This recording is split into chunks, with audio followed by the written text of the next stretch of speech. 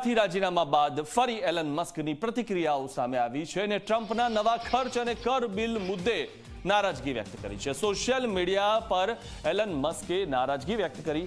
મસ્કે બિલને વાહિયાત ગણાવીને નુકસાનીનો સોદો ગણાવ્યો છે। માફ કરો, પરંતુ હું વધુ સહન નહીં કરી શકું તેવું નિવેદન એલન મસ્કે આપ્યું છે।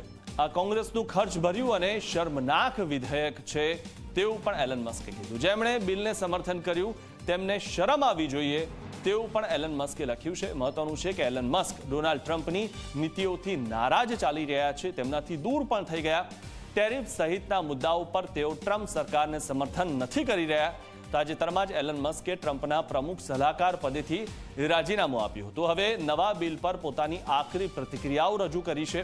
બીજી તરફ અમેરિકાના હાઉસ સ્પીકરે મસ્કના નિવેદનને નિરાશાજનક ગણાવ્યું અને કહ્યું કે મસ્ક બિલને સરખી રીતે સમજી નથી શક્યા।